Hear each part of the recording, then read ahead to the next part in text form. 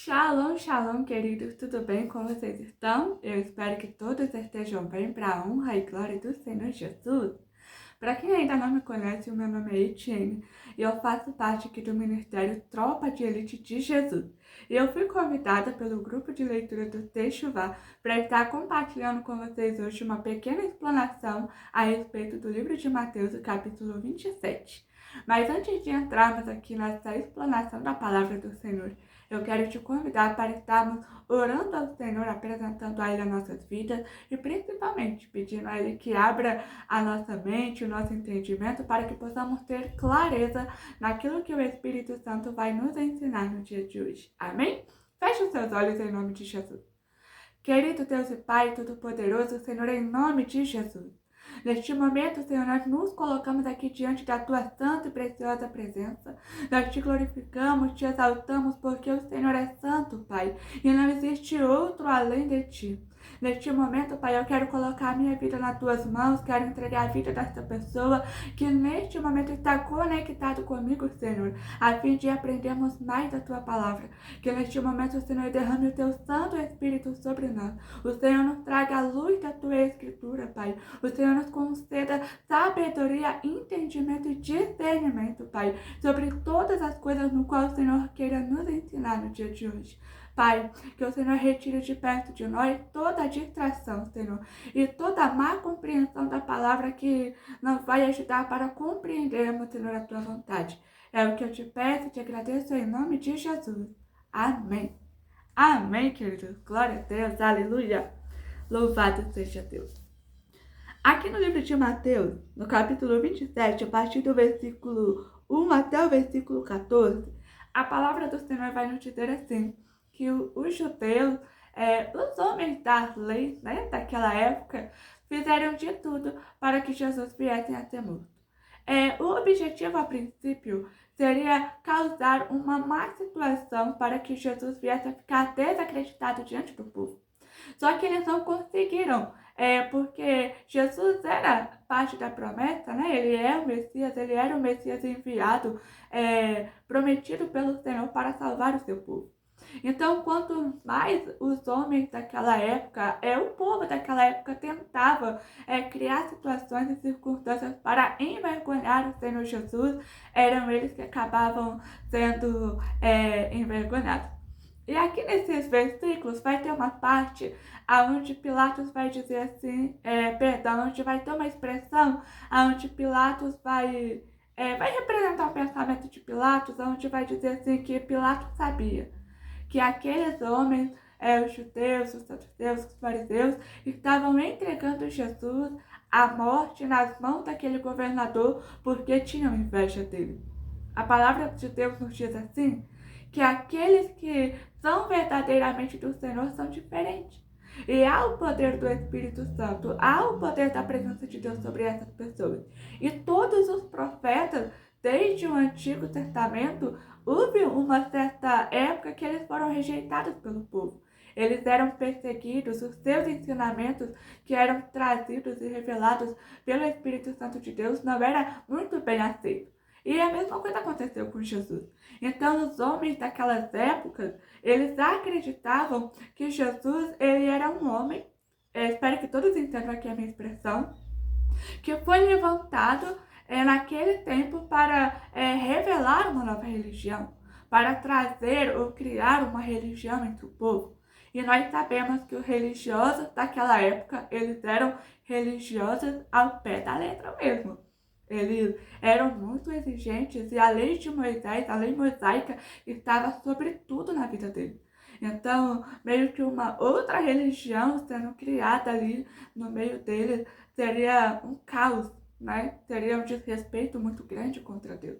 Porém, a mente daqueles homens, do povo daquela época, estavam tão fechada, estavam tão agarrados nas leis que eles se esqueceram da promessa.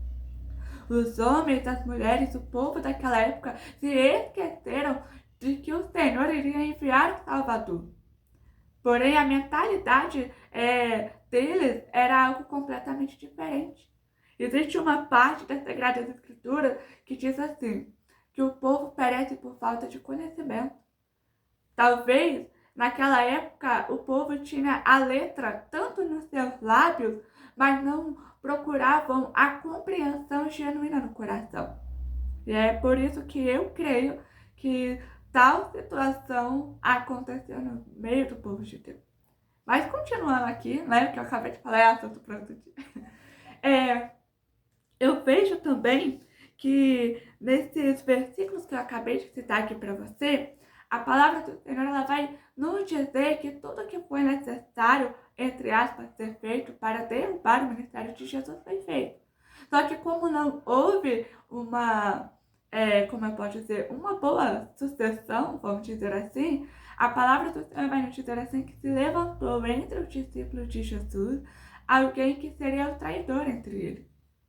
Porém, nós sabemos que toda a nossa atitude, toda a nossa ação, ela tem uma consequência. Por isso que antes de qualquer decisão, precisamos ter o discernimento de buscar no Senhor. E foi o caso de Judas, né? Todo mundo conhece a história dele. Então, eu acredito assim que nós, lendo a palavra do Senhor, nós vamos entender que Judas era um discípulo que andava com Jesus, era alguém que estava lado a lado com Jesus, porém era alguém que compartilhava ainda de um pensamento fechado, de um pensamento totalmente religioso, um pensamento pautado nos seus próprios interesses, nos seus próprios ensinamentos, nos seus próprios desejos, no que é na vontade de Deus.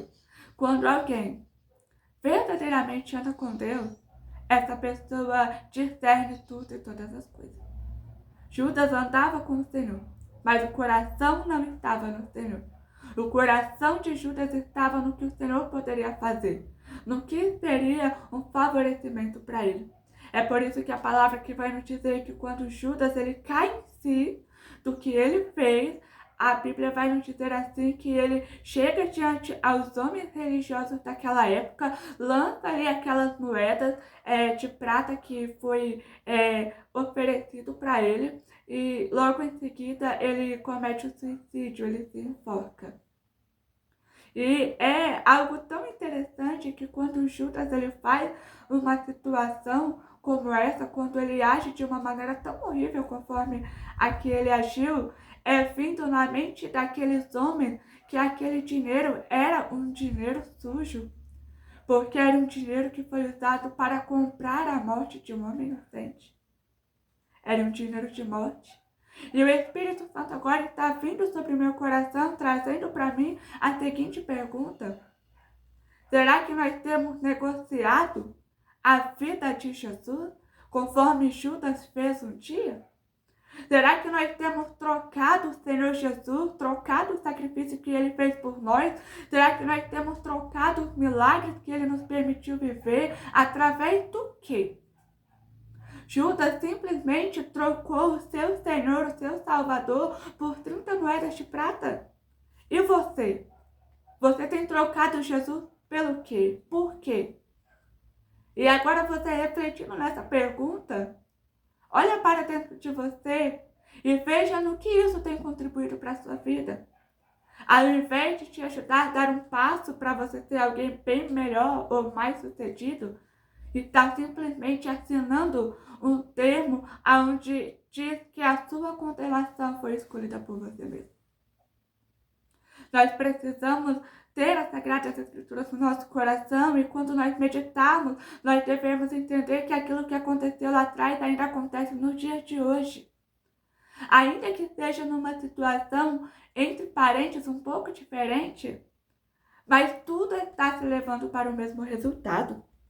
E a palavra do Senhor vai nos dizer assim, a partir do versículo 15, a seguir sobre a condenação de Jesus. Quando os religiosos daquela época viram que não iam conseguir o que gostariam, então eles entregaram Jesus nas mãos dos romanos, nas mãos de um governador romano que não tinha nada a ver com a sua religião. E a palavra vai nos dizer assim que Pilatos, na conversa com Jesus, ele fica muito admirado, porque ele não esperava que um homem como aquele viesse a ser condenado pelo seu próprio povo. Eu acredito que Pilatos não tinha um conhecimento das leis mosaicas, não tinha um conhecimento explícito das profecias que foram proferidas ao povo de Israel. Mas eu vejo aqui que ele foi um homem que reconheceu, tanto é que ele chega para aquelas pessoas e ele pergunta: vocês vão condenar um homem inocente? Eu vejo aqui também, queridos, que Deus estava dando mais uma oportunidade para o seu povo. E também, por que não dizer, para o próprio Pilatos, de reconhecer a grandeza do Senhor e ter a salvação da sua alma, da sua família. Até mesmo, por que não dizer, do seu império? Porém, a palavra do Senhor vai nos dizer assim que Pilatos se permitiu ser levado pela voz da multidão. Outra pergunta que o Espírito Santo coloca no meu coração: será que você tem sido levado pela voz da multidão? Aonde a multidão ela tem levado você? Aonde a multidão da ansiedade, do desespero, aonde a multidão dos problemas tem levado, tem guiado, tem direcionado você? Será que tudo aquilo que você tem vivido, será que as vozes opressoras que têm ecoado sobre os seus ouvidos têm sido maior do que aquilo no qual você viveu no Senhor? A ponto de fazer você entregar ali o Senhor Jesus, a sua comunhão, o seu relacionamento com Deus, para ser, em outras palavras, crucificado, para ser, em outras palavras, entregue à morte? Depois nós vamos ver aqui, a partir do versículo 32, que quando Jesus ele é entregue ali para ser morto, quando ele já está a caminho ali do monte, ali onde ele seria crucificado, a palavra do Senhor vai nos dizer assim, queridos, que as pessoas que deveriam estar ao lado de Jesus não estavam. Mas que em todo aquele tempo o Senhor ele estava atento a tudo que estava acontecendo. Eu vejo algo muito interessante também nessa passagem. Muitas das vezes nós estamos caminhando por uma situação muito delicada em nossas vidas e nós nos vemos sozinhos conforme Jesus também se viu. Cercado de pessoas que nos acusam, que nos afrontam. Mas a nossa maneira de ser, conforme o Espírito Santo colocou em nosso coração, deve permanecer. Porque em tudo Deus tem um propósito. A palavra do Senhor vai nos dizer assim que Jesus ele suportou tudo aquilo. Eu não falei para vocês, mas o Senhor Jesus ele foi surrado, ele foi açoitado, ele foi cuspido, ele foi maltratado, desonrado. Debocharam dele. Tudo quanto é tipo de atrocidade que você possa imaginar, fizeram com o nosso Senhor Jesus. Ele passou por coisas horríveis, coisas horrendas. E em todo o tempo, mesmo quando ele já nem sequer tinha mais força, ele não negou aquilo que Deus colocou sobre ele. Mas ele foi fiel até o fim. É por isso que a palavra nos diz que o Filho de Deus, o Senhor Jesus, ele foi fiel até o fim. Até a morte de cruz. Existe um momento em nossas vidas que nós falamos conforme até Jesus falou, nós até usamos essas palavras, né? Dizendo que o Senhor nos abandonou, que o Senhor nos esqueceu. Mas na verdade o Senhor está todo o tempo junto conosco. O próprio Senhor Jesus, por um certo instante, se sentiu abandonado porque ele estava carregando o peso do pecado de toda a humanidade. O Senhor Jesus se sentiu completamente só, porque a opressão, as influências do pecado, da maldade humana, por que não dizer os reinos das trevas que estavam e que estão situados sobre as regiões dessa terra, estavam alvoroçadas, estavam afligindo o Senhor Jesus, estavam fazendo-se agonizar em todo aquele sofrimento. E mesmo se sentindo sozinho, abandonado pelo seu próprio Pai, o Senhor Jesus se manteve fiel. E nós, quando o opressor lança na nossa mente, lança no nosso coração, que nós estamos sozinhos, que o Senhor nos esqueceu ou nos abandonou, quando Ele lança isso, nós concordamos com Ele. E nós abandonamos o caminho do Senhor, abandonamos o que o Senhor viveu por nós. Eu acho que você já passou por essa experiência, né? Mas o Senhor hoje está nos dando conhecimento de entendermos que é necessário nos mantermos fiéis. Eu sei que nós somos humanos, somos carne. O Senhor Jesus, quando estava na terra, também era humano. Também esteve em carne. Esteve sujeito às mesmas paixões, às mesmas dores que todos nós. Mas ele foi firme na sua decisão. E hoje o Senhor está te convidando para você ser firme nas suas escolhas. Ser firme na sua decisão espiritual. Ser firme no seu chamado, ser firme no seu ministério. Porque tudo isso te levará a uma honra, no qual palavras não se podem descrever. A palavra do Senhor Jesus vai nos dizer assim, que mesmo naquele instante, aonde ele estava vivendo, as pessoas ainda o maltratavam. Algo interessante é que a palavra do Senhor vai nos dizer que a partir do meio-dia daquele dia em que houve a crucificação de Jesus, toda a terra foi tomada por uma escuridão. E a gente pode identificar essa escuridão por dois lados. Eu vejo por um lado que poderia ser sim a manifestação das trevas. E eu vejo por outro lado que poderia ser um sentimento do coração do Senhor. A ira do coração de Deus pela situação que o seu filho estava passando, pela atitude do povo daquela época, toda a terra se escureceu, a ponto de outras pessoas que não tinham nada a ver com o evangelho, não tinham nada a ver ali com a religião dos judeus, perceberem que o homem que estava sendo pregado naquela cruz era um homem que era totalmente genuíno, um homem puro. Era um homem que de fato era quem ele dizia ser, o Filho de Deus. Muitos naquele momento reconheceram quem o Senhor Jesus era.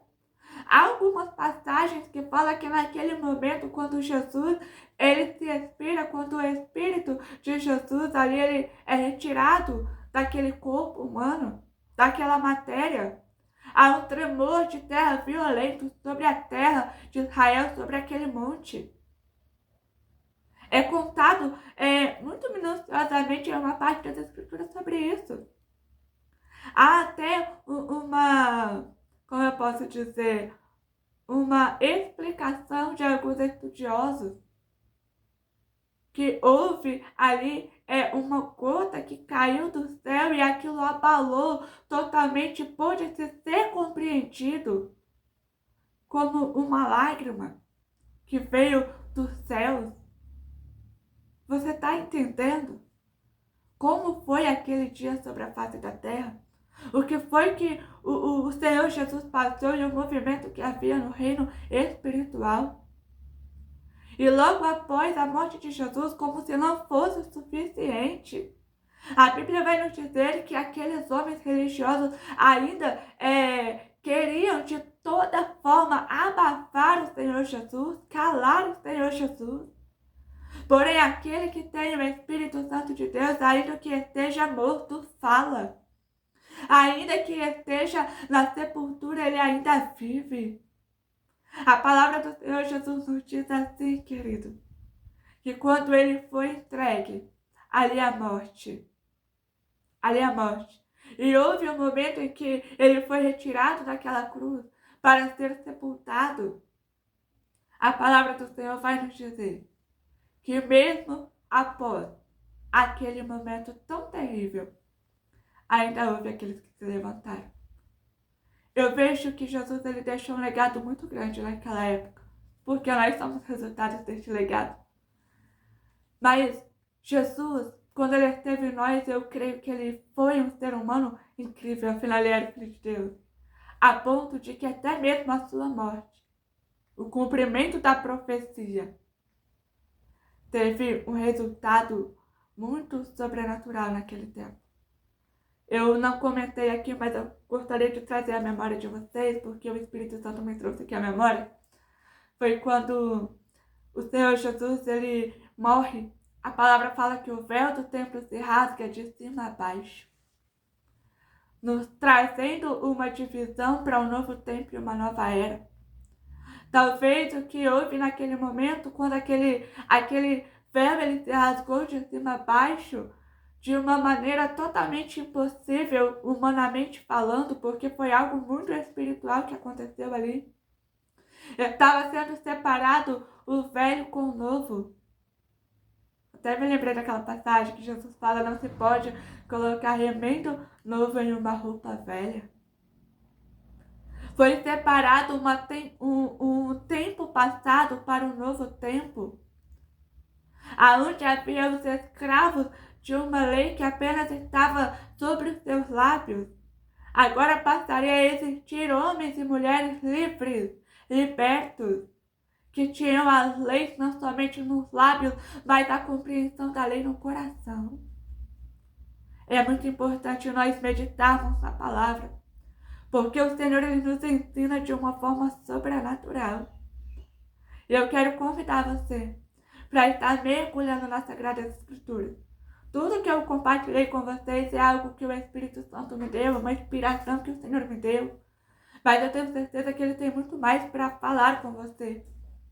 E eu quero só respaldar algo aqui nesse finalzinho. Não se esqueça o que Jesus fez por você. Quando você lê a palavra, procure sentir tudo o que Ele sentiu, para que você entenda que você é fruto de tudo aquilo que foi vivido naquele tempo, naquela época. Amém? Vamos orar em nome de Jesus? Querido Deus e Pai Todo-Poderoso, obrigada, Senhor, por este momento que o Senhor nos concedeu. Obrigada, Jesus, por esse tempo na explicação da Tua palavra. Agora eu te peço, Espírito Santo, ministre sobre nós aquilo que o Senhor queira nos revelar mais profundamente nessa palavra. E eu te peço, Senhor, tome nossos corações para Ti, a fim de sermos tomados pelo Teu Evangelho, Senhor. O verdadeiro Evangelho genuíno, Senhor, através da vida de Jesus que é ministrada sobre nós. Pai, obrigada pelo sacrifício de Cristo.